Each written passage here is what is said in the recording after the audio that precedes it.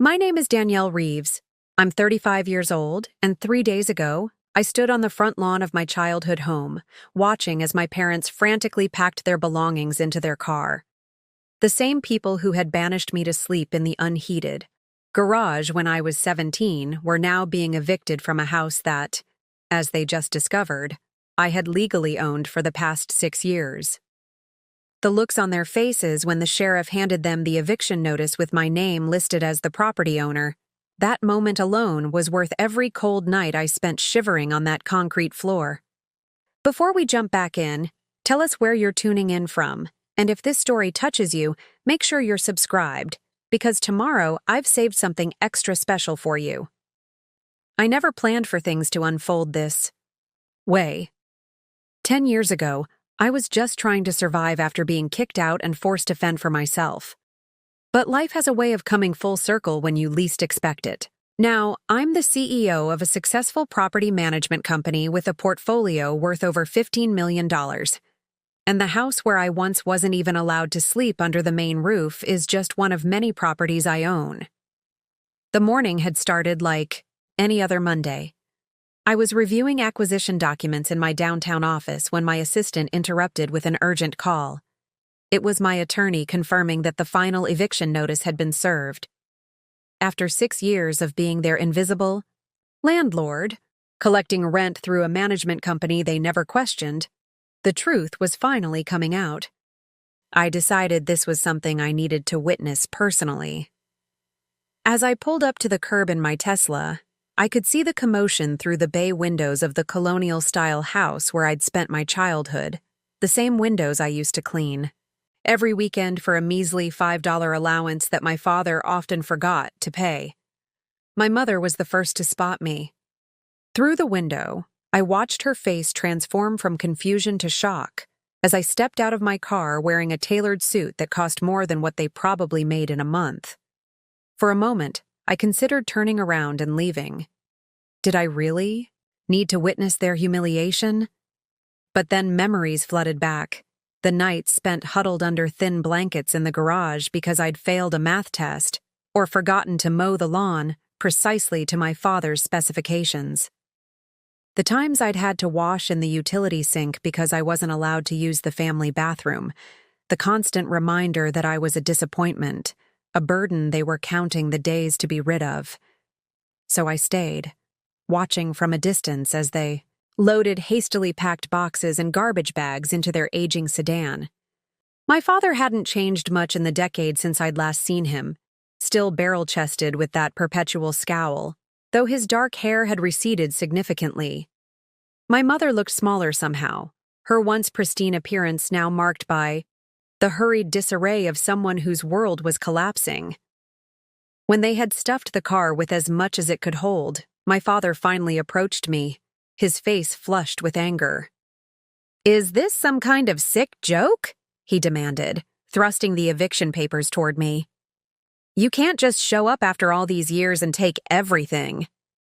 I remained calm, remembering the advice of my therapist to maintain boundaries. "Actually, I've owned this house for 6 years," I explained evenly. "I purchased it when Eastview Bank foreclosed on it after you defaulted on the mortgage. You've been paying rent to my company, Keystone Properties, this entire time." My mother appeared, behind him her eyes red-rimmed. "Danielle, why would you do this? We're your parents." The irony of her statement wasn't lost on me. These people who had treated me with such coldness were now appealing to family ties they themselves had severed long ago. "You made your choices," I replied, my voice steadier than I expected. "And I made mine. The difference is, I made something of myself despite how you treated me, not because of it." As they drove away, leaving behind furniture and possessions they couldn't fit in their car, I felt a complex wave of emotions wash over me. There was satisfaction, yes, a vindication I'd fantasized about during those freezing nights in the garage. But there was also a hollowness I hadn't anticipated, a realization that even this moment of triumph couldn't heal all the wounds of the past.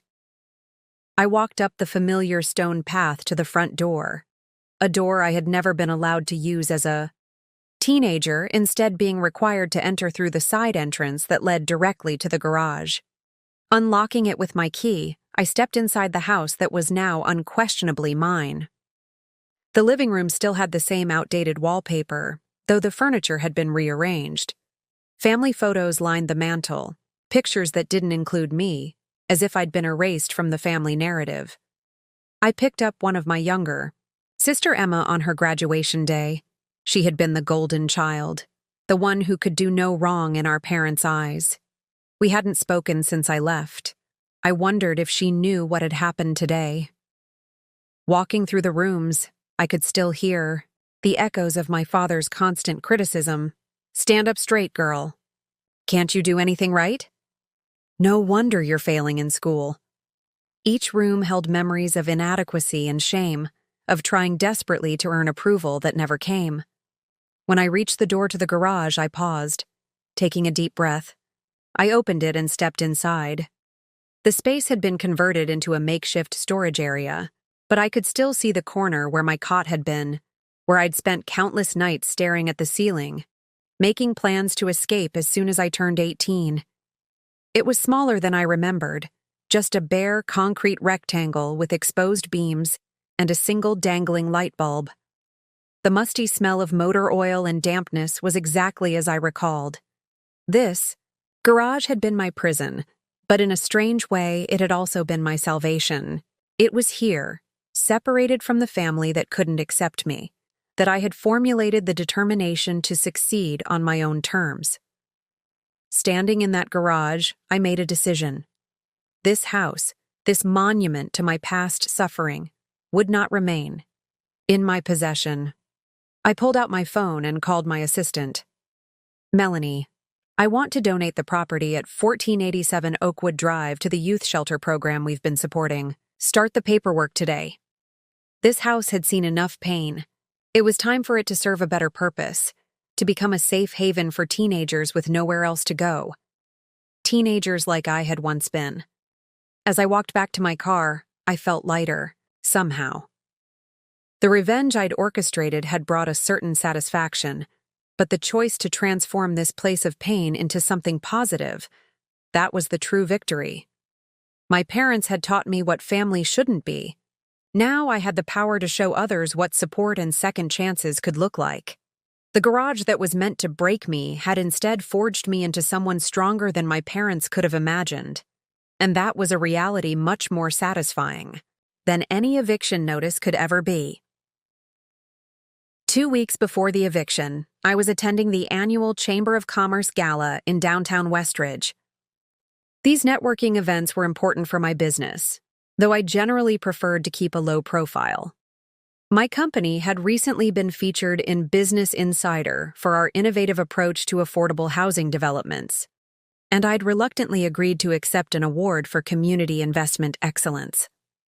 The ballroom of the Grand Meridian Hotel was packed with the city's elite, politicians, business owners, and philanthropists mingling over champagne and hors d'oeuvres.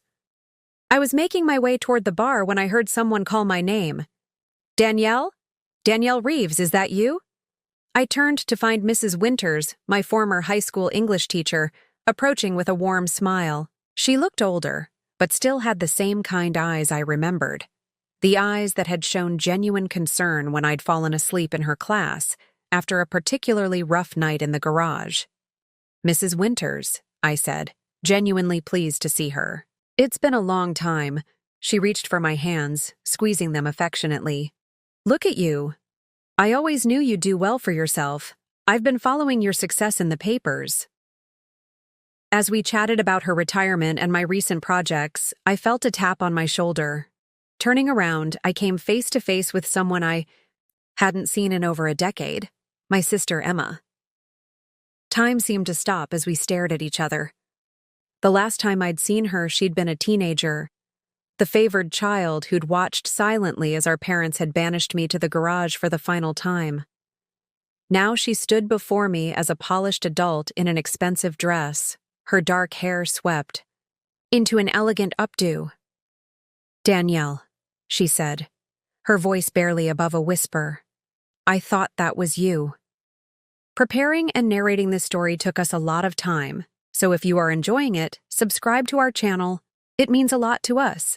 Now back to the story. Mrs. Winters, sensing the tension, excused herself with a gentle pat on my arm. Emma and I were left standing in uncomfortable silence amid the buzz of the gala. "What are you doing here?" I finally asked, trying to keep my voice neutral despite the surge of emotions. Emma adjusted her clutch nervously. "I work for the mayor's office now, community relations. I'm here representing the administration." Her eyes darted around before returning to my face. "You look different. Successful, you mean?" The words came out sharper than I'd intended. She flinched slightly. I wasn't going to say that. I took a sip of my drink, using the moment to compose myself. "How are Mom and Dad?" "They're the same, I guess." She hesitated. "Dad's health isn't great. High blood pressure, heart issues. Mom's still working at the dental office." I nodded, unsure what response she expected from me. Part of me wanted to tell her about the foreclosure I'd discovered 6 years ago, how I'd purchased their house through my company and become their landlord without them knowing, but something held me back. "Do they know you're here?" I asked instead. Emma shook her head. "They don't talk about you, Danielle. It's like you never existed." She lowered her voice. "I tried to reach out to you a few times, after you left." "Did you?" I couldn't keep the skepticism from my voice. "I don't remember getting any calls or messages from you." She looked down at her champagne glass. "I was 17 when you left. I was scared of them too, in my own way." The announcement, for everyone to take their seats, interrupted our conversation. Emma glanced toward a table near the front. "I should go," she said, but then hesitated. "Can we talk? After this is over? There are things you should know." I considered refusing, but curiosity got the better of me. "Fine. I'll meet you at the bar after the ceremony." As she walked away, I noticed a familiar figure at the table she was heading toward. The balding head, the self-important posture. It was unmistakable even from behind. My father was here, at the same event where I was being honored. My stomach tightened into a knot. I hadn't prepared for this, to be in the same room with the man who had made my childhood a living hell. I considered leaving, making some excuse about an emergency, but then my phone buzzed with a text from my assistant. "You're being introduced in 5 minutes. Where are you?" I took a deep breath and headed toward the stage. The presenter was already reading my bio, highlighting my company's achievements and community contributions. I climbed the steps, plastered on my professional smile, and accepted the award with a brief practice speech about the importance of creating housing opportunities for vulnerable populations. As I spoke, I scanned the audience and locked eyes with my father. He was staring at me with an expression I couldn't read, confusion mixed with something else. Recognition slowly dawned on his face, followed by what looked like anger. He leaned over to whisper something to the man next to him, never taking his eyes off me. After the applause, I made my way back to my table, deliberately taking a route that wouldn't pass near my father. My hands were shaking slightly as I sat down, and I was grateful for the darkness that hid my distress from my dinner companions. Throughout the remainder of the dinner, I kept glancing toward my father's table, but his seat was now empty. Had he left? The thought both relieved and disappointed me. Part of me had wanted the confrontation, wanted him to see what I had become despite his predictions of my inevitable failure. When the formal program ended and people began to mingle again, I found Emma waiting at the bar as promised. "Dad saw you," she said without preamble. "He left right after your speech. He was upset." Upset that his greatest disappointment turned out to be successful? I couldn't keep the bitterness from my voice. Emma sighed. "It's complicated, Danielle. They're not doing well financially. The recession hit Dad's construction business hard, and they've been struggling for years.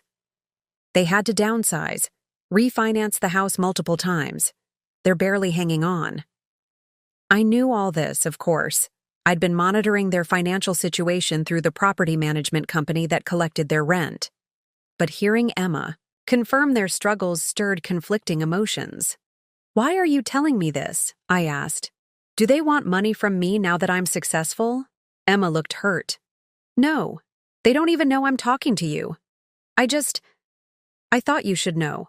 And I wanted to say I'm sorry for not standing up for you back then, for not being the sister you deserved." Her apology caught me off guard. For years, I'd lumped Emma in with our parents in my resentment, but seeing the genuine regret in her eyes made me reconsider. "It wasn't your responsibility," I said finally. "You were a kid too." She reached for my arm, hesitating before making contact. "Can we start over? Maybe get coffee sometime? I'd like to know my sister again." Before I could answer, my phone rang. An important client I couldn't ignore. As I excused myself to take the call, I promised Emma I'd think about her request. That unexpected reunion with Emma and the sight of my father at the gala brought everything rushing back. Memories I'd tried to bury beneath layers of success and carefully constructed indifference. As I drove home that night, my mind wandered back to the day everything changed. The day I first found myself staring at the bare concrete floor of the garage that would become my bedroom. I was 17, a junior in high school with decent grades and a passion for computer programming that my parents never understood or valued. My father, Richard Reeves, was a second-generation contractor who believed the only respectable career involved physical labor and building something real. My interest in coding was, in his words, playing with toy computers, and a waste of time that won't put food on the table. My mother, Ellen, had once been a warm presence in my early childhood, but had gradually transformed into my father's echo, reinforcing his rigid expectations and disappointment in my choices. By my teen years, she'd become as cold and dismissive as he was, her love seemingly conditional on my ability to conform to their narrow vision of success. The morning it happened started like many others. I was working on a website I was building for a local bookstore, my first paid programming job. I'd stayed up until 3 a.m. fixing a bug in the shopping cart function, determined to make everything perfect for the client meeting later that week. At breakfast, my father asked about my college applications. He expected me to apply to the state university's civil engineering program. His unfulfilled dream that he'd transferred onto me despite my repeated explanations that I wanted to study computer science. "I haven't sent the engineering application yet," I admitted, too tired to lie. "I'm looking at tech programs instead." My father's face darkened. "We've discussed this, Danielle.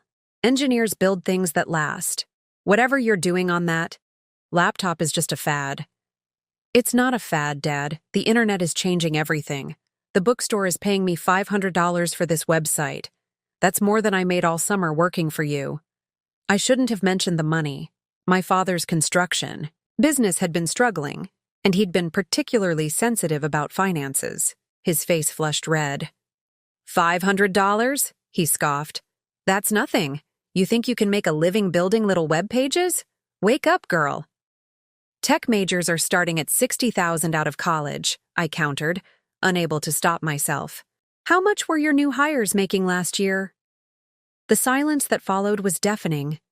My mother gasped softly, and Emma, then 15, stared intently at her cereal.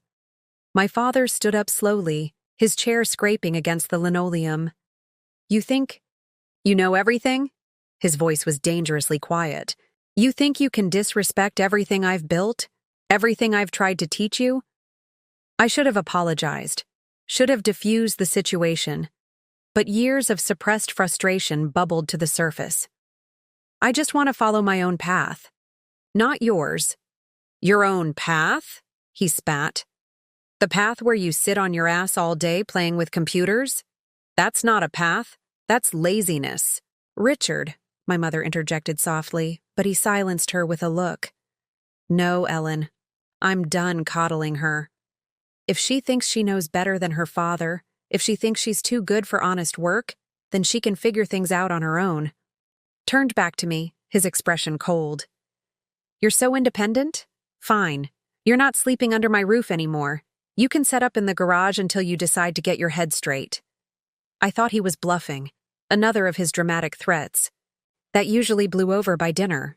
But after school, I returned home to find my bedroom empty, my belongings piled haphazardly in the corner of our unfinished garage. My bed had been replaced with an old army cot. A bare light bulb hung from the ceiling, and a small space heater sat unplugged near an extension cord. "Dad's serious," Emma whispered, appearing in the doorway behind me. Mom tried to talk to him, but he wouldn't listen.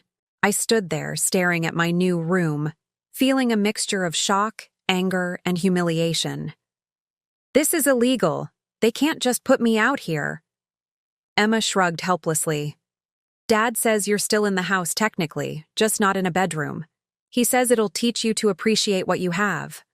That night was the coldest of October, with temperatures dropping to near freezing. The space heater barely made a dent in the chill, and I huddled under my blankets, still wearing my jacket and shoes. I could hear my family inside, the murmur of the TV, the clinking of dishes as they ate dinner without me.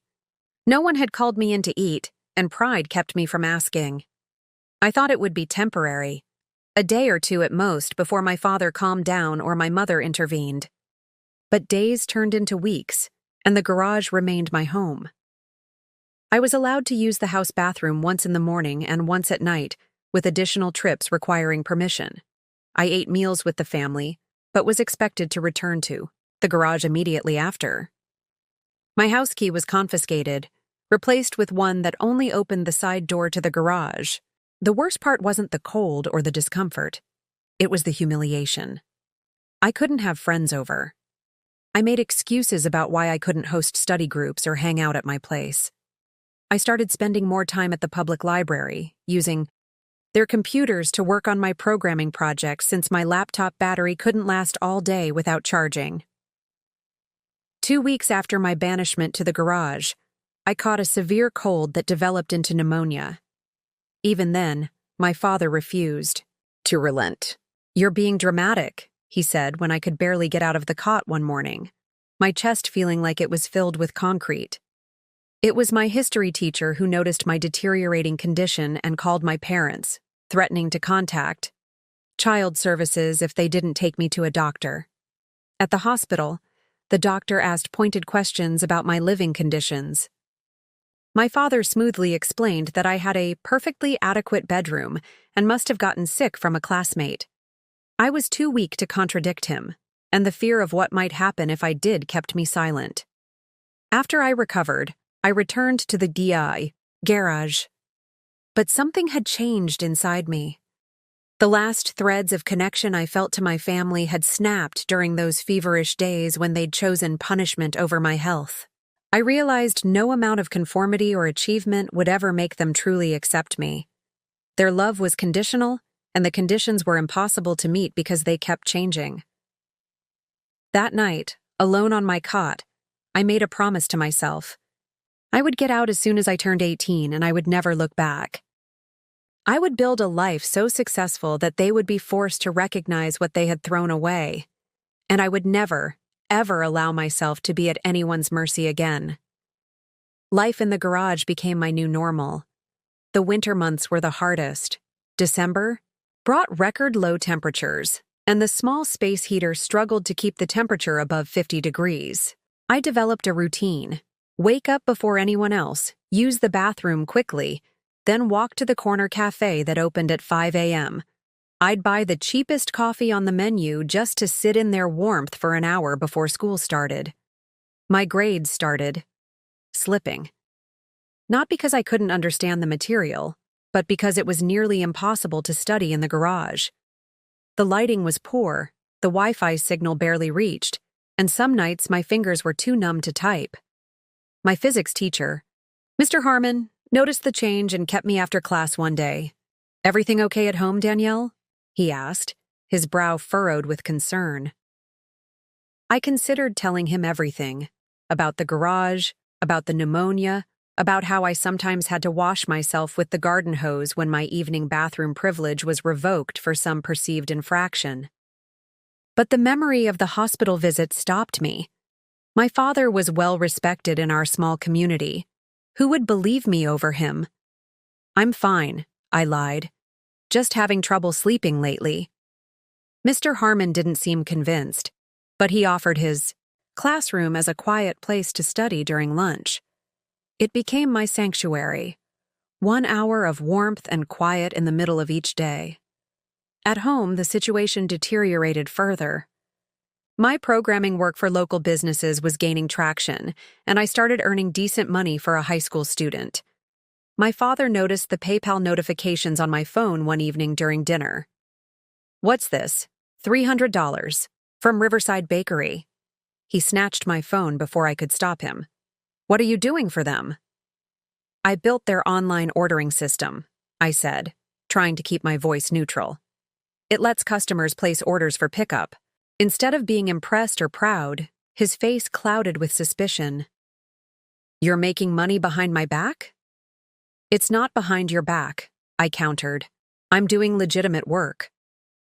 "While living rent-free in my house," he retorted. "Since you're so flush with cash, you can start contributing $200 a month for your garage space."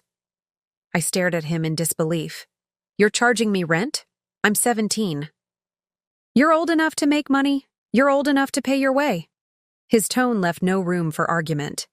"And I want access to your bank account to make sure you're not hiding anything else." That night, I transferred my earnings to a new account, under only my name, using my school address for correspondence. I kept just enough in my original account to avoid suspicion. It was the first step in my escape plan, a plan I was refining with each passing day. School was my only respite from the garage, so I threw myself into extracurriculars that would keep me on campus longer. I joined the computer club and the business competition team, not just for my resume, but for the precious hours in heated rooms with access to power outlets. I stopped trying to win my parents' approval and instead focused on impressing the people who might help me build a different future. Teachers who could write recommendation letters, local business owners who might hire me, counselors who could help me secure scholarships.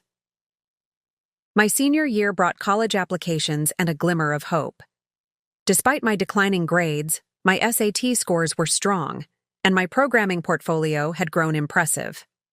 I applied to 12 schools, using fee waivers and borrowing Mrs. Winter's address for correspondence to keep my parents from intercepting my mail. The acceptance letters started arriving in spring, including one from California Polytechnic with a partial scholarship for computer science. It wasn't a full ride, but combined with student loans and my savings, it was enough to get me across the country, far from the garage and my father's control. I planned to wait until after graduation to tell my parents I was leaving. But fate had other ideas. My mother was cleaning the garage one day when she found college brochures I'd hidden beneath my cot. She confronted me that evening, my father standing beside her with the Cal Poly acceptance letter crumpled in his fist. "Computer science? In California?" He waved the letter in my face. "This is how you repay us for everything we've done for you?" I couldn't help but laugh, a short, bitter sound that seemed to surprise even me. "Everything you've done for me? Like making me sleep in a freezing garage for the past year? Charging me rent as a minor? What exactly should I be grateful for?" My father's face reddened. "You ungrateful little—" "Richard, not now," my mother interrupted, her voice uncharacteristically firm. She turned to me with what almost looked like concern. "Danielle, be reasonable. We can't afford to send you to school in California. The state university is offering you a place in the engineering program. It's a good school, it's practical, and you can live at home to save money." "Live at home?" I repeated incredulously. "You mean in the garage?" "Don't be dramatic," my father snapped. "You'd get your room back once you're in a proper program." The conditional nature of their acceptance was all too clear. I could have my basic human comforts back, but only if I abandoned my own dreams and ambitions to fulfill theirs. Something inside me hardened in that moment. "I'm going to California," I said quietly. "I've saved enough for the first semester, and I'll figure out the rest." My father threw the acceptance letter at my feet. "If you walk out that door, don't ever think about coming back. You won't be welcome in this house." In the silence that followed, I looked to my mother, hoping for some sign that she would stand up for me, that she would recognize how wrong this all was, but she just looked away, her silent complicity another betrayal to add to the growing list. "I never planned to come back," I said, picking up the letter and smoothing it carefully before folding it into my pocket. That night, I began packing. What little I wanted to take with me, mostly clothes, my laptop, and the external hard drive containing all my programming work. I had 2 more weeks until graduation, 2 more weeks of enduring the garage and my parents' cold silence. After that, California and freedom awaited. Emma found me in the garage the next day, her eyes red from crying. Unlike me, she had always been the perfect child, falling in line with our father's expectations, never questioning or challenging his authority. "You're really leaving?" she asked, sitting hesitantly on the edge of my cot. I nodded, continuing to sort through my meager belongings. "What about me?" Her voice was small, vulnerable in a way I rarely heard from her. "You're just going to leave me here with them?" I paused, guilt washing over me. Emma was only 15, still dependent on our parents for everything. But she had also been the one who watched silently as I was exiled to the garage, who never once offered to share her warm room or sneak me extra blankets. "You'll be fine," I said, more coldly than I intended. "You're the golden child, remember? As long as you do exactly what they want, you'll never see the inside of this garage." She flinched at my words. "That's not fair, Danielle. You think it's easy being the good one? The pressure is suffocating." "Try sleeping in a garage through winter," I replied. "Then talk to me about suffocating." She stood up abruptly.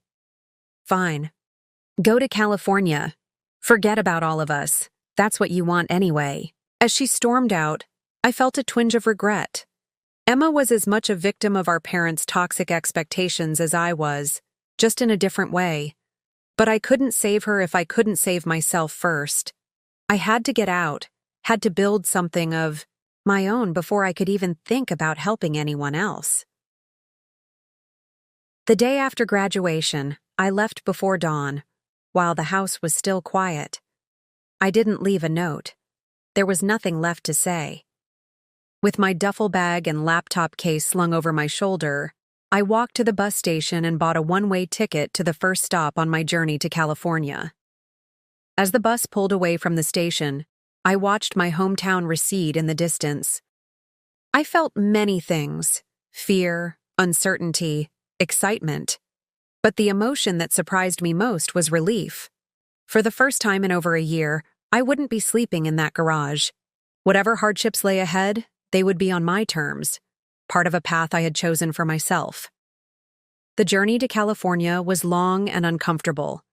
3 bus transfers, countless hours on hard seats, and meals consisting of whatever I could afford at rest stop vending machines.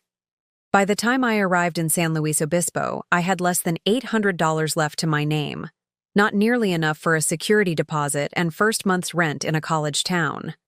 My partial scholarship wouldn't kick in until the fall semester, and student housing was already full. I'd been so focused on escaping home that I hadn't fully planned for what came next. Reality hit hard as I sat in the bus station, scrolling through apartment listings I couldn't afford, surrounded by everything I owned in the world.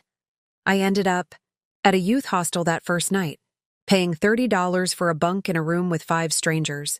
The next morning, I walked to campus to meet with the financial aid office, hoping for some miracle solution to my housing problem. "I'm sorry, Ms. Reeves," the financial aid counselor said after reviewing my file. "Your parents' income makes you ineligible for additional need-based assistance unless they complete a declaration of financial separation." She slid a form across the desk.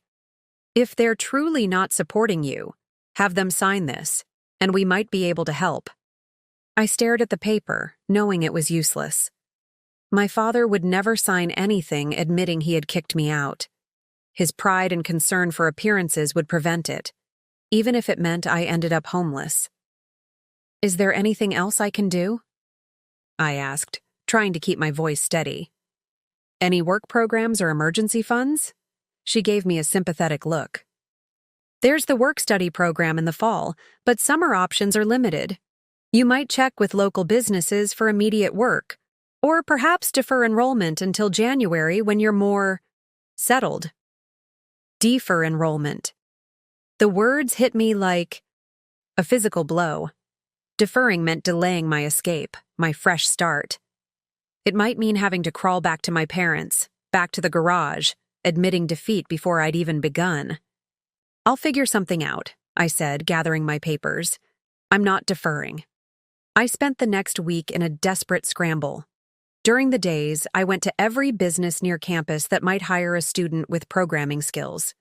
At night, I moved between the hostel and a 24-hour diner when I couldn't afford the bunk fee. I showered at a gym using a free trial membership. My meals were whatever I could get for under $5 one evening. Sitting in the diner nursing a bottomless cup of coffee, I hit a breaking point. My laptop battery was dead, my phone was at 10%, I had two $15 left, and still no solid job prospects or housing. For a brief, dark moment, I considered calling home. Not to ask for help, but just to hear a familiar voice, even if it was cold and judgmental. Instead, I called the only person who had shown me genuine kindness in the past year, Mr. Harmon, my physics teacher. I didn't intend to ask for anything, just to talk to someone who believed in me. Danielle, he answered, surprise evident in his voice. How are you? How's California? The simple kindness in his tone nearly broke me. It's not great, Mr. Harmon. I'm having some trouble getting started out here. I explained my situation, trying to sound more confident than I felt. Mr. Harmon listened quietly, then asked the question I'd been avoiding. Have you considered coming back just until fall? I can't, I said, the words catching in my throat. My dad made it clear I'm not welcome if I chose this path. And even if I could, I can't go back to that garage. I just can't. There was a long pause before Mr. Harmon spoke again. I understand. Listen, I have a former student, Jackie Sorensen, who graduated from Cal Poly a few years ago. She's working for a tech startup in San Luis Obispo now. Let me call her and see if she has any leads for you, either for work or affordable housing. It wasn't much, but it was something. A connection, a possibility. I thanked him and hung up, feeling slightly less adrift.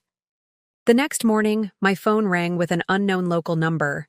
It was Jackie Sorensen, Mr. Harmon's former student. Hey, Danielle, Jim Harmon asked me to call you, said you're in a tight spot. That's putting it mildly, I admitted. Look, I can't promise anything, but we might have some part-time work at Next Level. It's grunt work, mostly data entry and basic website maintenance, but it pays. And I know a house with some tech girls who might have a couch you can crash on until you find something permanent.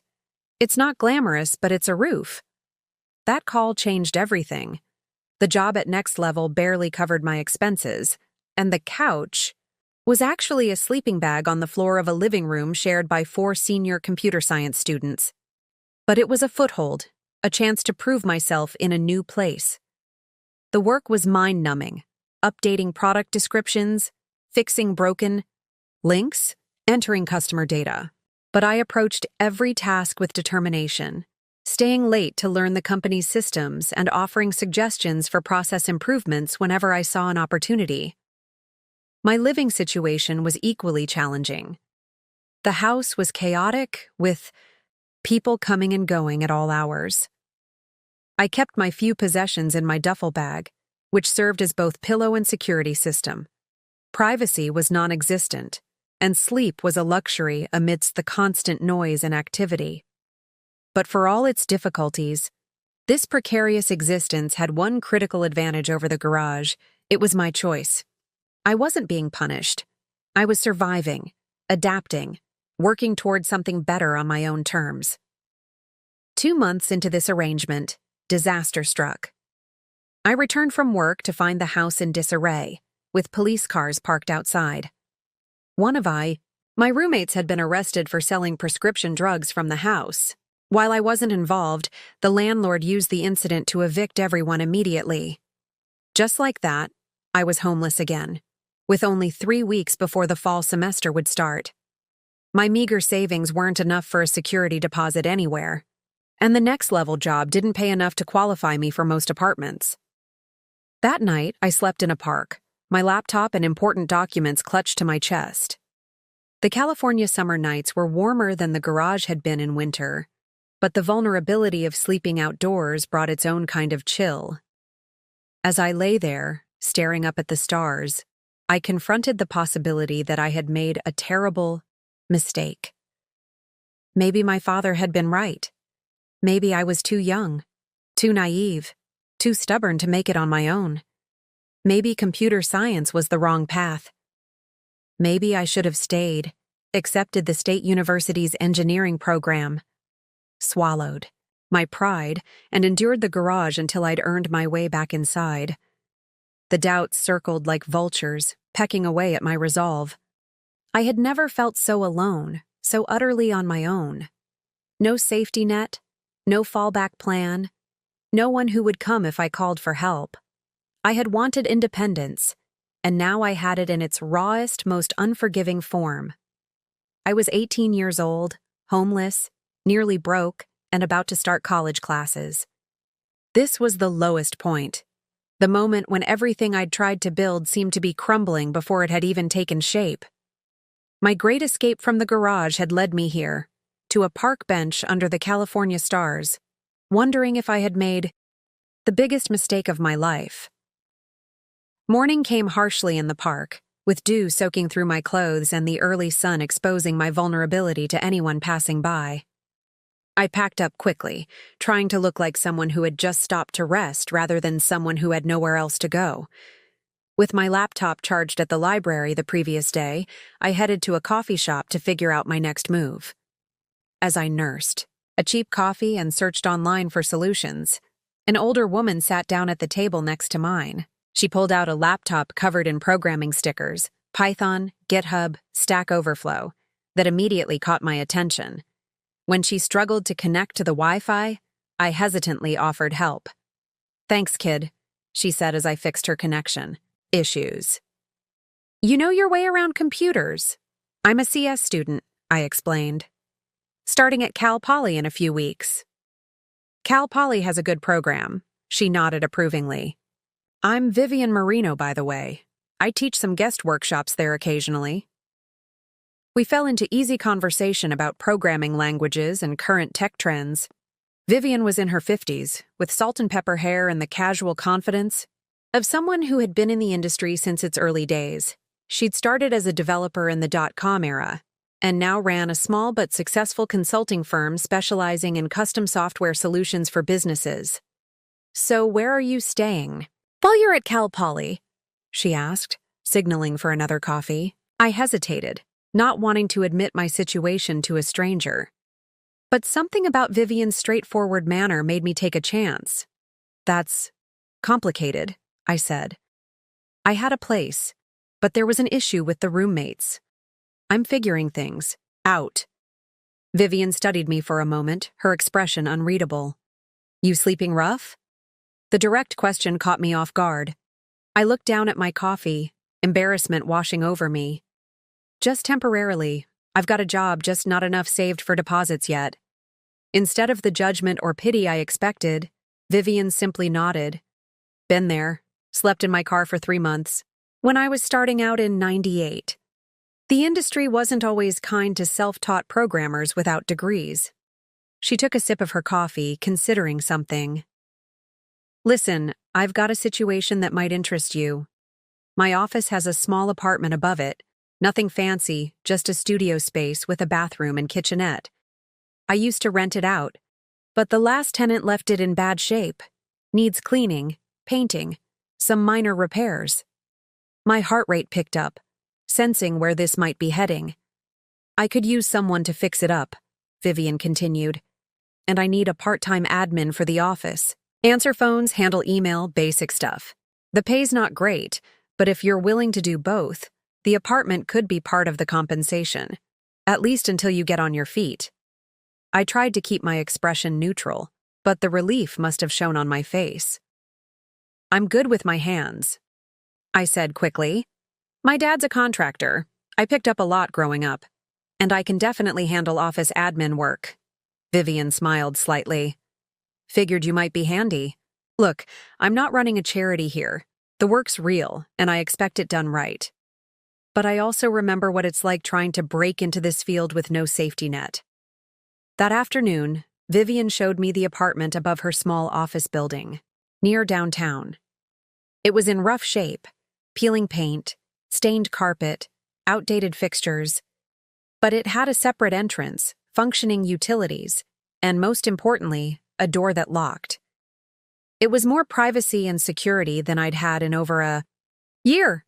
Bathroom works, but the shower needs recaulking, Vivian explained, pointing out various issues. Kitchen's basic but functional. Internet's included. I run a lineup from the office network. We negotiated terms, 20 hours a week of office work at minimum wage, plus maintenance and renovation of the apartment in exchange for rent. I would start immediately, with classes scheduled around my office hours once the semester began. That night, I slept on a borrowed air mattress in what would become my first real home since the garage. Despite the dusty floors and empty walls, it felt like a palace. I had a key, a door that locked, a bathroom I could use whenever I wanted. No one would judge me here. No one would make me feel unwelcome or unworthy.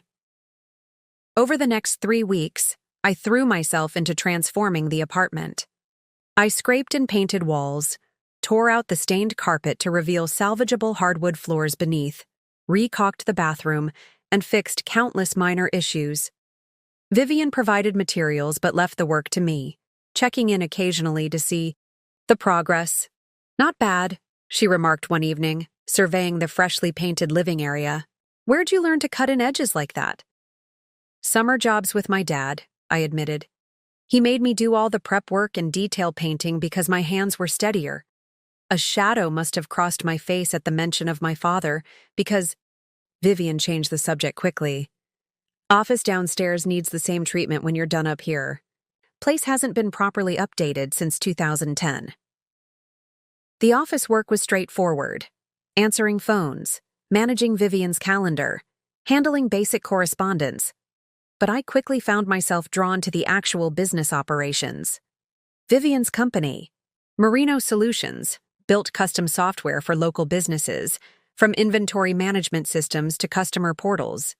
In between administrative tasks, I studied the code base of current projects. Fascinated by the practical applications of programming I'd only explored theoretically. One evening, as Vivian was working late on a ticketing system for a local theater, I noticed a bug in the reservation logic. If someone books the last available seat, the system still shows it as available until they complete payment, I pointed out. You could end up with double bookings. Vivian looked up from her screen, eyebrows raised. Good catch. You think you can fix it? I can try, I offered cautiously. She gestured to her chair. Have at it. I spent 2 hours reworking the reservation function, adding a temporary hold system that locked seats during the payment process and released them if the transaction wasn't completed within 15 minutes. When I finished, Vivian reviewed my code line by line, asking pointed questions about my reasoning and approach. Not how I would have done it, she said finally, but elegant. More efficient than my solution, actually. The next day, Vivian called me into her office. I'm changing your job description, she announced without preamble. Less admin, more development. Junior developer position, starting at $20 an hour for 25 hours a week. You can still live upstairs, but now you're paying reduced rent instead of working for it. I stared at her, stunned. Why? Because you're wasted answering phones, she said, bluntly. And because I need another developer more than I need an admin. You've got raw talent, and you think like a problem solver. The admin stuff can be outsourced. It was a pivot point, the moment when my path truly diverged from the one my father had tried to force on me. In the span of 1 month, I had gone from homeless to employed in my chosen field, with a place to live and a mentor who valued my abilities instead of trying to reshape them. Classes started, and I found myself uniquely positioned among my peers. While most freshmen were experiencing their first taste of independence, I had already been forged by necessity into something more self-sufficient. And while they were learning programming concepts for the first time, I was already applying those same concepts in real-world projects at Merino Solutions. For the first time since I'd been exiled to the garage, I felt like I was exactly where I was supposed to be. The path ahead wasn't easy. Balancing work, classes, and the ongoing renovation of my living space demanded every ounce of energy I had. But it was my path, one I had fought for and earned through the hardest time of my life. The next 3 years were a blur of growth, challenges, and transformation. My life fell into a demanding but purposeful rhythm. Mornings in class, afternoons and evenings at Merino Solutions, late nights studying or working on side projects. Weekends were split between catching up on coursework and taking on additional freelance jobs to build my savings and portfolio.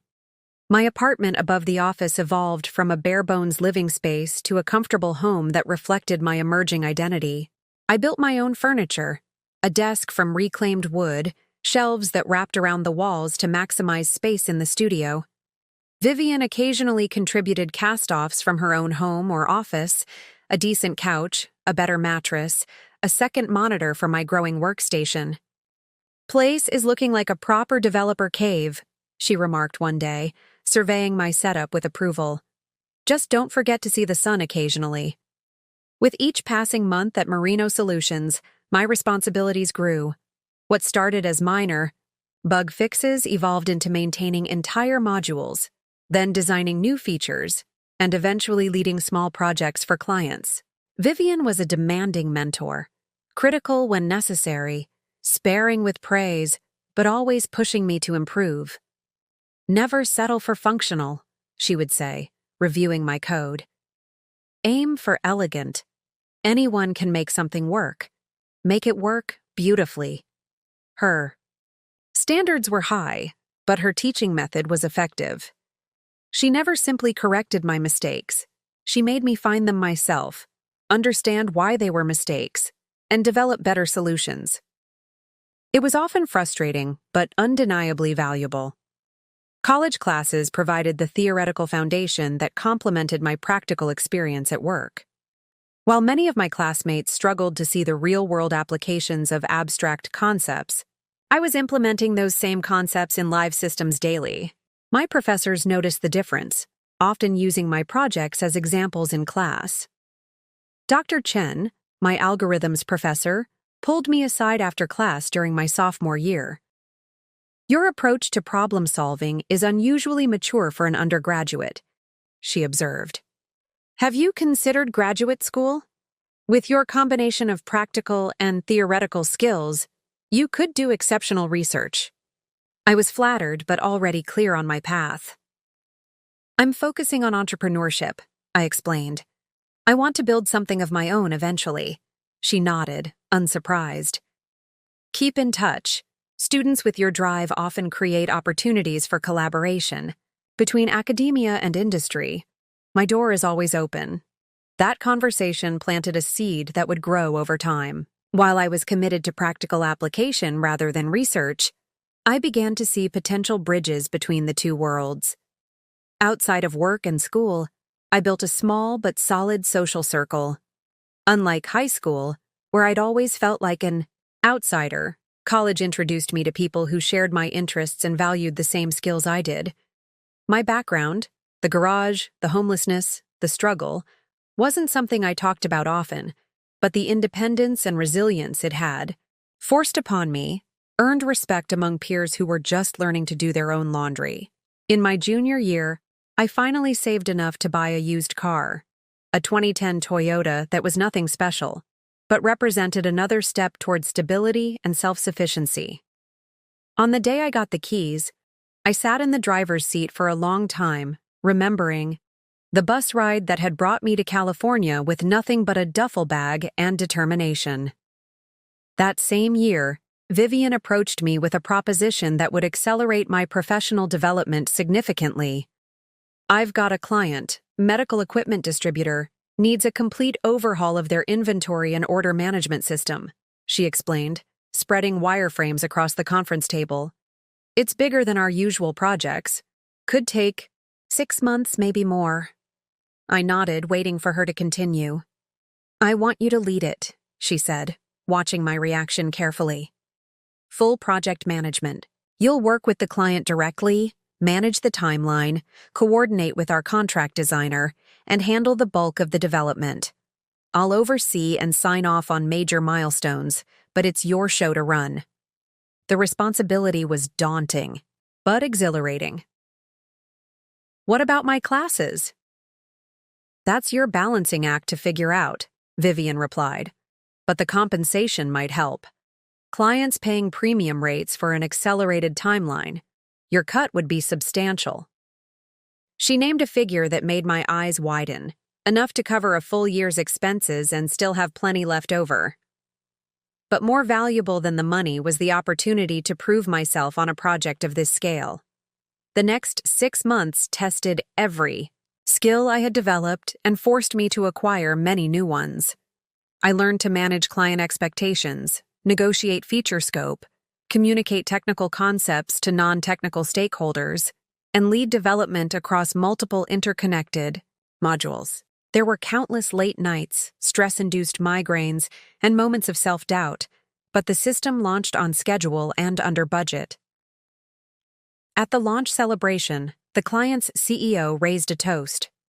When Vivian told me she was putting a college student in charge of rebuilding our entire operational backbone, I thought she'd lost her mind, he admitted, to scattered laughter. But Danielle has delivered a system that not only meets our specifications, but anticipates needs we hadn't even articulated. It's rare to find that combination of technical skill and business understanding in someone twice her age. Vivian, normally reserved with praise, clapped me firmly on the shoulder. "The kid's going places," she said simply. "Mark my words." That project became a turning point in how I viewed myself professionally. I was no longer just a talented programmer or a hardworking student. I was someone who could conceptualize, execute, and deliver complex systems that solved real business problems. The garage felt like a lifetime ago, a crucible that had forged something stronger than my parents could have ever imagined. In my senior year, as graduation approached, I began to think seriously about next steps. Merino Solutions had been my lifeline and launching pad, but I was increasingly drawn to the idea of starting my own venture. Vivian, perceptive as always, broached the subject before I could. "You're getting restless," she observed over coffee one morning. "Thinking about spreading your wings?" I nodded, somewhat relieved she had initiated the conversation. "I've been considering options after graduation." "You've got offers, I assume? Big tech companies would snap you up with your experience." Indeed, my inbox contained several attractive propositions from established firms, with salaries that would have seemed unimaginable when I was sleeping in a park 4 years earlier. "A few," I acknowledged, "but I'm thinking about something more independent." Vivian leaned back, considering me with a penetrating gaze. "You want to start your own shop? Compete with me?" There was no accusation in her tone, just statement of fact. "Not compete exactly," I clarified.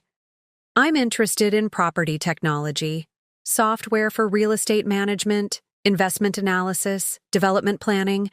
It's an underserved niche with significant growth potential." She nodded slowly. "Prop tech, smart, less saturated than general. Business software, big industry with outdated systems ripe for disruption." A smile crossed her face. "You've been thinking about this for a while." Since the apartment renovations, actually, I admitted. It got me interested in property improvement, which led to researching the broader real estate sector. The technology gaps are surprising given the money involved. So what's your play? You need capital, connections. I've saved most of what I've earned here, I said. Enough for a lean startup runway, and I've been networking with real estate professionals through a campus investment club. I've got 3 potential clients interested in beta testing. Vivian was quiet for a long moment, then reached for her laptop. She opened a spreadsheet and turned it toward me. It was a financial projection for Merino Solutions, with a highlighted section labeled Incubation Fund. I set this aside 2 years ago, she explained. 5% of profits earmarked for promising ventures with connections to the company. It was intended as a retirement diversification strategy, but it's available now. Angel investment. Proper terms, minority stake, board advisor role for me? I stared at the screen, processing what she was offering. Why? Because you're good business, she said matter-of-factly. Because I've watched you grow from a homeless kid to someone I'd bet on any day of the week. And because sometimes the best way to pay back the help you received is to pay it forward. That conversation led to the founding of Keystone Technologies. My property technology startup focused on modernizing real estate operations through innovative software solutions. With Vivian's seed investment and my savings, I launched the company immediately after graduation, setting up in a small office not unlike the one where I'd found my second chance. The first year of Keystone Technologies tested everything I had, learned and pushed me further than I'd ever been pushed before. Starting a company from scratch was entirely different from leading projects at Merino Solutions. There, I'd had Vivian's reputation and established infrastructure to lean on. Now, everything rested squarely on my shoulders. My initial concept was a comprehensive property management platform that would streamline operations for landlords and property managers, tracking maintenance requests, automating rent collection, managing tenant communications, and providing analytical insights into property performance. What set my approach apart was my focus on smaller landlords who owned between 5-100 units, a market segment largely overlooked by existing software giants who catered to major property management companies. I started with 3 beta clients. I'd connected with through networking, a local landlord with 12 rental houses, a small apartment complex owner, and a property manager handling about 60 units for various owners. They agreed to use the software at a steep discount in exchange for regular feedback and feature requests. The early versions were rough but functional. I worked 16-hour days, coding the core platform during the day and implementing client requests at night. Sleep became a luxury, proper meals a rarity. My apartment above Vivian's office, which I continued to rent, transitioned from a home into something resembling a developer's war room, whiteboards covered in flowcharts, post-it notes tracking bugs and features, empty coffee cups accumulating faster than I could clear them away. 6 months in, I hired my first employee, Miguel Chen, a recent Cal Poly graduate with a dual degree in computer science and business administration. He had approached me after a presentation I gave at a campus tech event, impressed by Keystone's concept and eager to join a startup. Most of my classmates are chasing jobs at Google or Facebook, he told me during his interview. But I'd rather help build something from the ground up. Your vision for transforming property management actually solves real problems I've experienced as a renter. Miguel proved invaluable, bringing fresh perspectives and handling client support while I focused on development. We worked out of a tiny office space I'd leased in downtown San Luis Obispo. Nothing fancy, just enough room for 2 desks, a small meeting table, and the bare minimum of equipment. By the end of our first year, we had 10 paying clients and were approaching break-even financially. It was progress, but not the explosive growth I had hoped for. The market was proving more resistant to new technology than I'd anticipated. Property managers set in their ways were reluctant to abandon familiar systems, even when those systems were inefficient spreadsheets and paper records. We need something to differentiate us more clearly, I told Miguel during a strategy session. Something the established players don't offer that would make the switch compelling. That conversation led to what would become our breakthrough feature. While reviewing client feedback, we noticed a pattern of complaints about the unpredictability of maintenance costs. Landlords struggled to budget effectively because they couldn't anticipate when appliances would fail or systems would need replacement. What if we could predict those failures before they happen? I proposed. Use historical data across properties to forecast maintenance needs and costs? The idea evolved into what we called predictive maintenance intelligence, a system that analyzed patterns across thousands of maintenance records to predict when specific components of a property were likely to need repair or replacement. It would allow landlords to budget more accurately and address potential issues before they became emergencies. Developing this feature required data, more data than our small client base could provide. I approached Vivian for advice, and she connected me with a retired property manager who had maintained meticulous records across 300-plus units for over 20 years. For a consulting fee, she provided anonymized maintenance logs that became the foundation of our predictive algorithm. I spent 3 months building the predictive system, often working through the night, fueled by the conviction that this could be our game changer.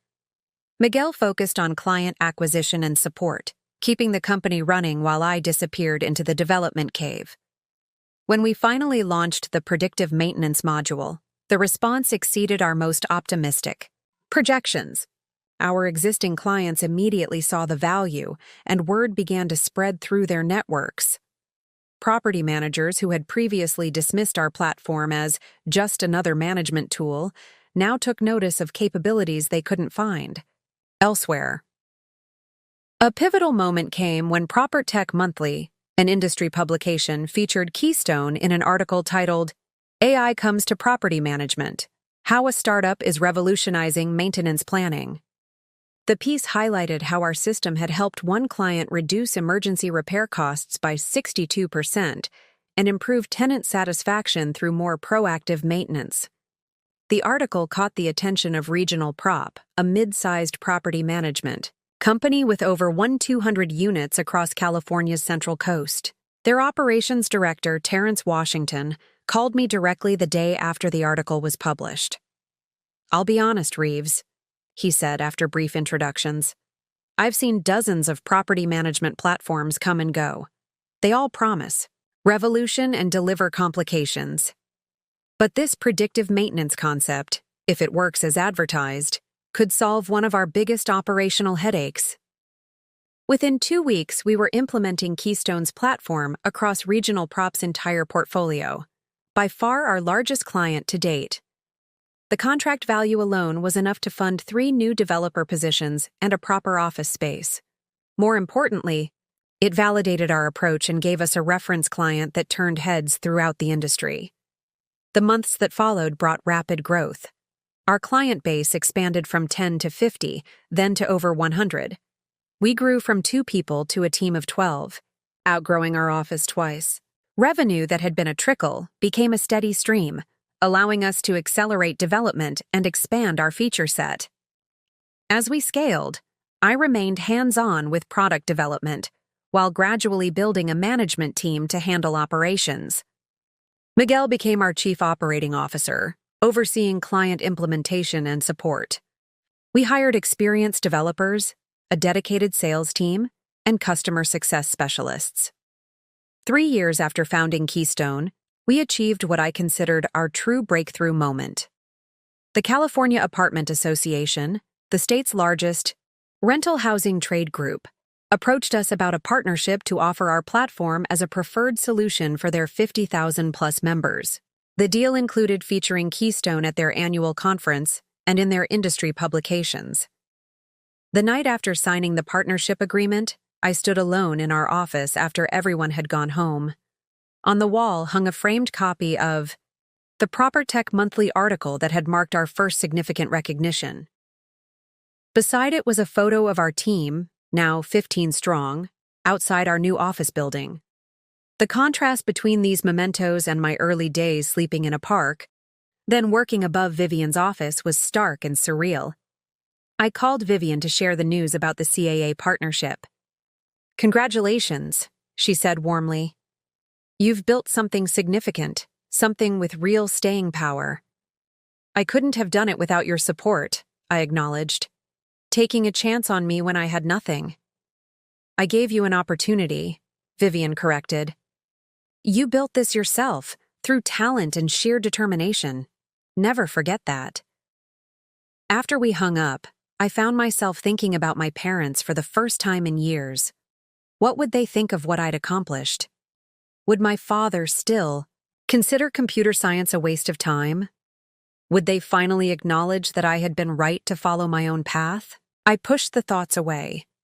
Their approval had long ceased to matter. I had built Keystone not to prove them wrong, but because I believed in the vision and my ability to execute it. Whatever validation I had once craved from them had been replaced by the concrete reality of what I had created: a thriving company, a product that solved real problems, and a future limited only by my own ambition and imagination. The California Apartment Association partnership marked a turning point for Keystone Technologies. What had begun as a scrappy startup built on determination and ramen noodles was now positioned as an industry innovator. Over the next 2 years, our growth accelerated beyond what even my most optimistic projections had anticipated.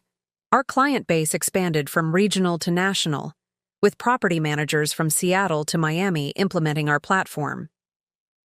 Revenue climbed steadily, allowing us to expand our team to over 40 employees spanning development, sales, customer success, and operations. We moved into a proper headquarters in downtown San Luis Obispo, a renovated warehouse with exposed brick walls, open workspaces, and meeting rooms named after programming languages.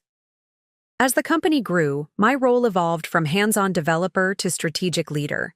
I still reviewed code for critical features and participated in product planning, but increasingly my focus shifted to company vision, key partnerships, and growth strategy.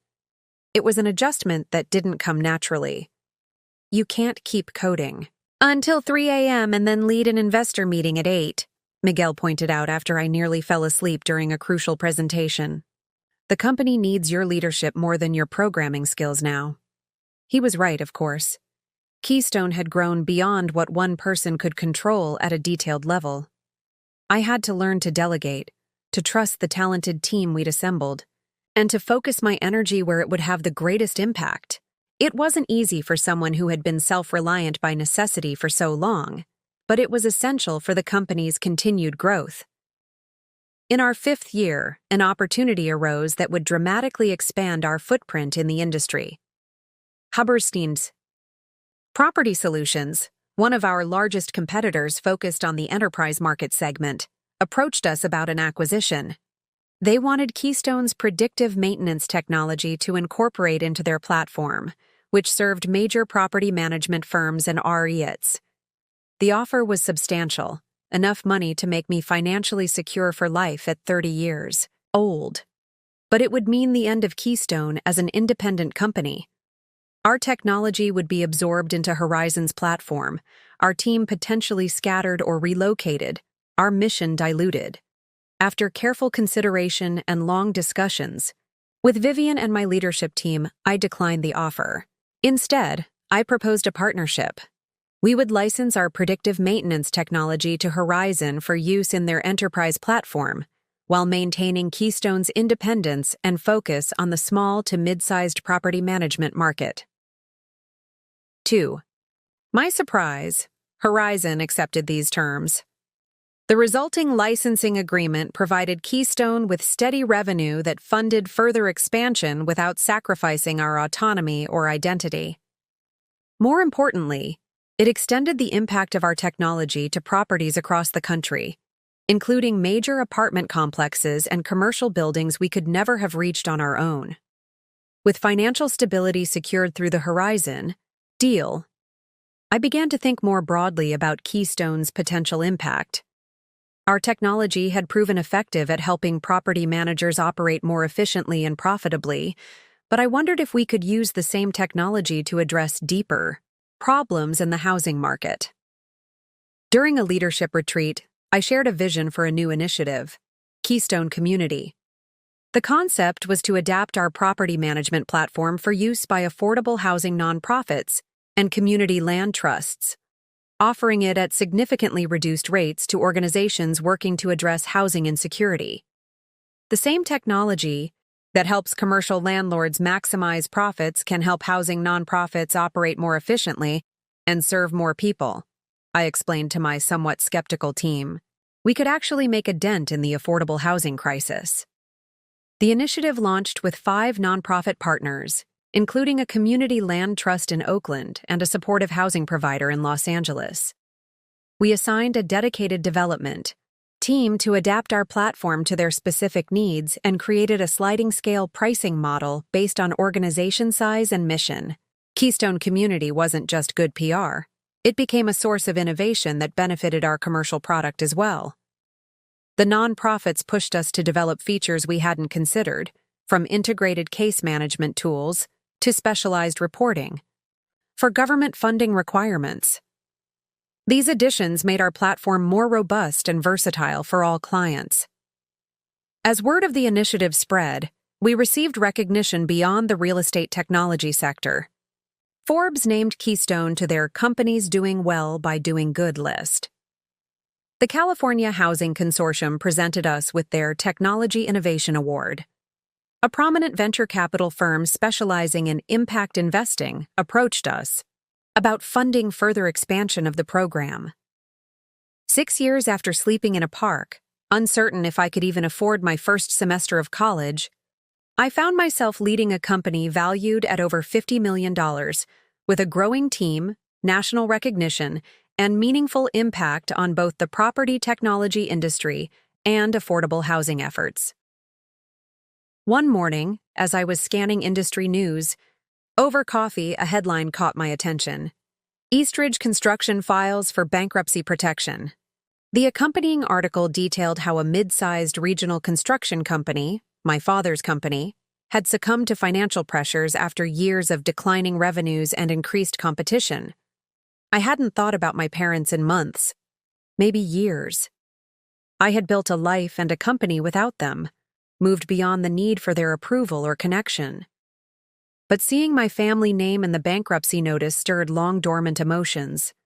Not satisfaction or vindication as I might once have expected, but something more complex. A mixture of detachment and faint curiosity about what had become of the people who had once defined my world. After seeing the bankruptcy notice, I found myself doing something I hadn't done in years, researching my parents. A quick search revealed that my father's construction company had been struggling for some time, hit hard by economic downturns and his own refusal to adapt to changing market conditions. According to local business news, they had been forced to downsize significantly, selling their larger equipment and laying off most of their staff. I wasn't sure why I cared. These people had kicked me out, forced me to sleep in their garage, and made it clear I wasn't welcome in their lives unless I conformed to their expectations. Yet something kept me scrolling through the articles, piecing together the story of their decline. Almost unconsciously, I found myself looking up property records for my childhood home. What I discovered surprised me. The house had gone into foreclosure 3 years earlier. After multiple missed payments and failed loan modifications, Eastview Bank had repossessed the property and listed it for sale. On impulse, I called a real estate contact I'd made through Keystone. "Jim, I need information on a foreclosure property," I said when he answered. 1487 Oakwood Drive in Westridge. Sold about 3 years ago. Jim promised to look into it and called back the next day. Bank sold it to an investment company called Sierra Holdings. They've been renting it out since. Tenants are month to month now that the original lease expired. He paused. "Any particular reason you're interested? It's not really your typical investment property." "Just curious," I replied. "Thanks for checking." After hanging up, I sat at my desk for a long time, turning over an idea that had formed in my mind. It was petty, perhaps even vindictive, but once the thought took hold, I couldn't shake it. Sierra Holdings was a small real estate investment firm that happened to be one of Keystone's clients. I had met the owner, Marcus Delgado, at several industry events. It would be a simple matter to reach out to him about purchasing one of his investment properties. I sent Marcus an email that afternoon, asking if he'd consider selling the house on Oakwood Drive. He responded quickly, surprised but open to discussion. "It's a decent rental, but not one of my top performers. I'd entertain offers if you're seriously interested." 2 weeks and one professional property inspection later, I made an offer slightly above market value to ensure a quick, smooth transaction. Marcus accepted, and within a month, the house where I'd grown up, the house with the garage that had been my exile, belonged to me. I had no intention of living there or even visiting. I simply instructed a property management company to continue renting it to the current tenants, who happened to be my parents. They had apparently downsized from their previous home and rented their old house back from Sierra Holdings without ever knowing who owned it. It was a strange feeling, becoming my parents' landlord without their knowledge. I told myself it was just a sound investment. The neighborhood was stable, the property values were reasonable relative to rents, and diversifying into residential, real estate made sense for my portfolio. But I knew there was more to it, an emotional component I wasn't entirely proud of but couldn't deny. For 6 years, I collected their rent through the management company. I approved maintenance requests, renewed their lease, and even authorized modest improvements to the property, all without them having any idea that their daughter, the disappointment they had banished to the garage, now owned the roof over their heads. The arrangement might have continued indefinitely if not for the conversation with Emma at the Chamber of Commerce gala. Her words about our father's health issues and their financial struggles had stirred something in me.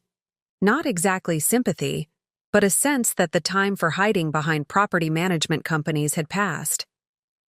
After meeting Emma, I contacted my attorney to discuss the situation. My initial thought was to sell the house, perhaps offering my parents a chance to buy it at a below-market rate as a sort of peace offering. But when my attorney reviewed the rental history, he discovered they had been consistently late with payments for the past 4 months. "The property manager has been sending notices," he explained. "If they don't catch up this month, we'd be within rights to begin eviction proceedings." The timing seemed too perfect, too poetic to ignore. After 6 years of being their invisible landlord, I could finally reveal myself, not as the desperate kid they'd exiled to the garage, but as the successful businesswoman who literally owned the ground beneath their feet. I instructed my attorney to prepare the eviction notice with one crucial detail. My name was to be clearly listed as the property owner. No hiding behind corporate entities or management companies. I wanted them to see, in black and white, exactly who held the power now. The decision wasn't made lightly. I spent several sleepless nights wrestling with my motivations. Was this justice or revenge? Was I proving something to them or to myself? In the end, I concluded it was simply the closing of a circle that had been left open too long. They had forced me into the garage and ultimately out of their house entirely. Now I was exercising the same power they once held over me. And so, on a crisp Monday morning, I found myself driving to the house where I'd grown up, where I'd suffered, where I'd first dreamed of escape and success. I parked across the street, watching as the sheriff delivered the eviction notice that would finally bring our stories full circle. 2 weeks after the eviction, I found myself at the annual PropTech Innovation Summit in San Francisco.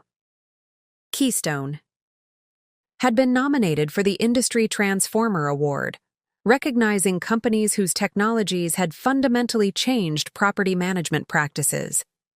It was the most prestigious recognition in our industry, typically given to much larger companies.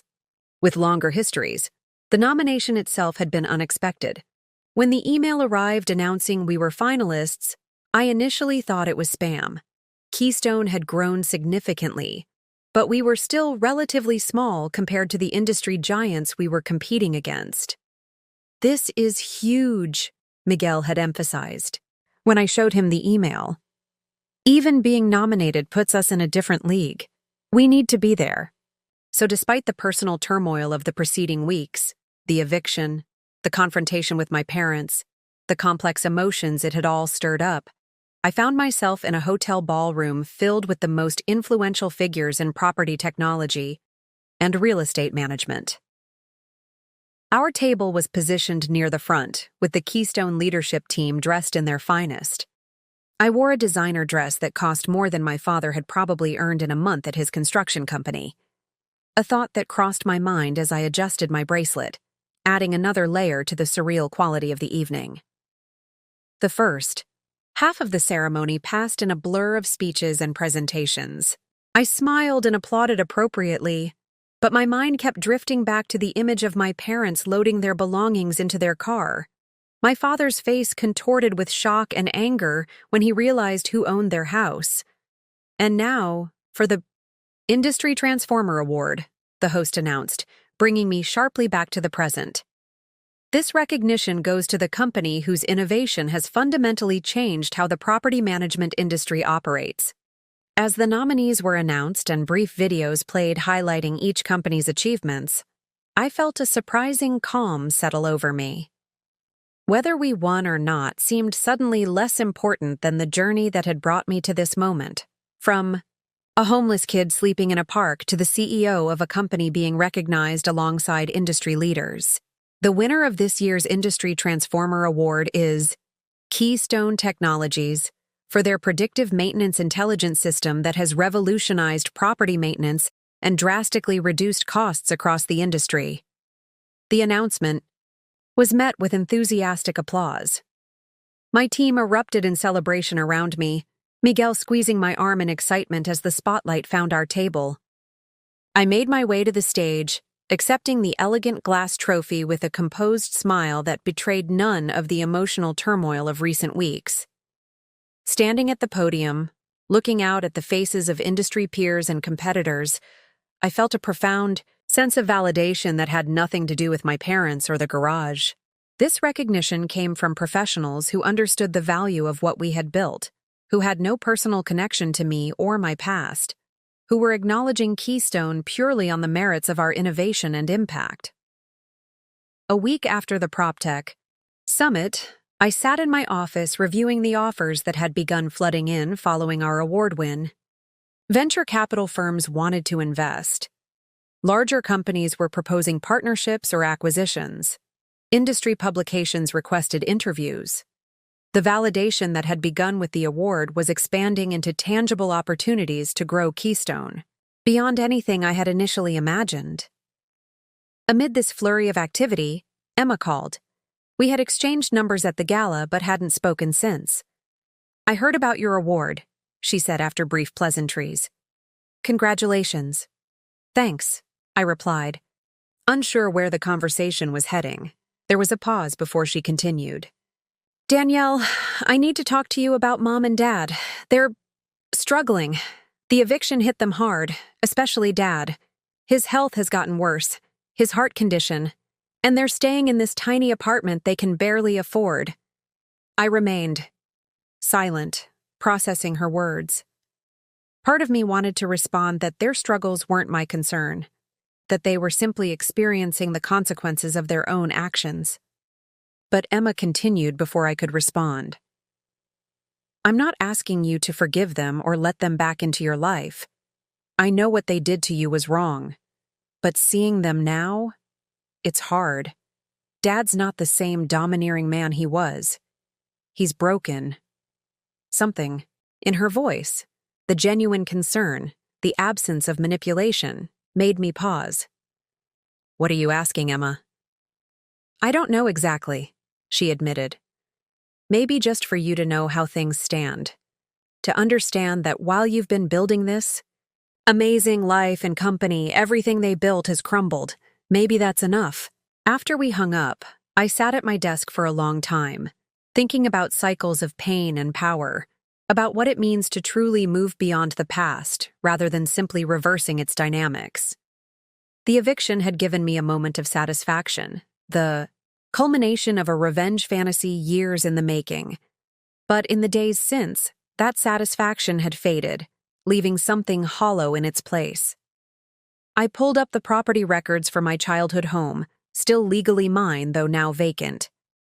My original plan had been to sell it quickly, converting the emotional asset into a financial one I could reinvest elsewhere. But Emma's call had introduced a new possibility. That evening, I visited Vivian at her home, a modest but comfortable place, filled with books and vintage computing equipment. We sat on her deck with glasses of wine, overlooking a small garden illuminated by string lights. "I evicted my parents," I said without preamble, "from the house I secretly bought 6 years ago, my childhood home." Vivian's expression didn't change. She took a sip of her wine and simply asked, "Did it feel as good as you thought it would?" "For about 5 minutes," I admitted. "Then it just felt empty." She nodded as if she'd expected this answer. "Revenge usually does. So what now?" I outlined the idea that had been forming since Emma's call, not a plan for reconciliation, which I wasn't ready for and might never be, but something different. A way to convert the house from a symbol of pain and power dynamics into something constructive. The next day, I called my attorney and had him draft documents to transfer ownership of the house to a new nonprofit entity. Second Chance Housing. Foundation. The foundation would renovate the property and use it as transitional housing for homeless youth pursuing education or vocational training. Kids who, like me, had found themselves without support at critical moments in their lives. I funded the foundation with enough capital to acquire additional properties, with the goal of creating a network of supportive housing options for young people trying to build stability. The irony wasn't lost on me. The garage that had once been my punishment would now be converted into a study space for youth who had nowhere else to go.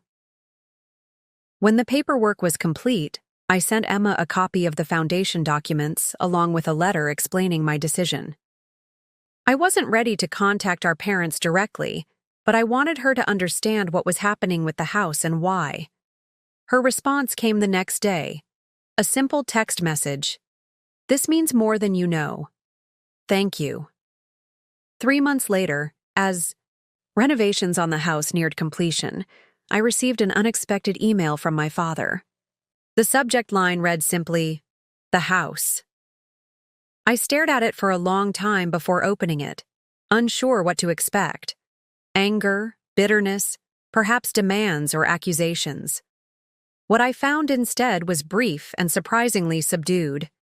"Danielle," Emma told us what you're doing with the house. "I won't pretend to understand you or the choices you've made, but turning that house into something to help kids who have nowhere to go? It's a good thing. Better than what I did with it. Dad." No apology, no request for reconciliation, just a simple acknowledgement. It wasn't forgiveness or closure in any traditional sense, but it was a small fissure in the wall between us, an opening where there had been none before. I didn't respond to the email. I wasn't ready for that, wasn't sure I'd ever be. But I did. Invite Emma to the ribbon-cutting ceremony for the first Second Chance house. She came alone, respecting my boundaries while supporting the foundation's mission. As we stood watching a local official cut the ribbon, Emma leaned close and whispered, "You know, this is actually perfect. Dad always said you'd never build anything real or lasting. But you've built 2 things, your company and now this foundation, and both will outlast anything he created." She was right, though my perspective had shifted. It was no longer about proving my father wrong or showing him what I could achieve without his approval. It was about creating something meaningful from the experiences that had shaped me, both positive and negative.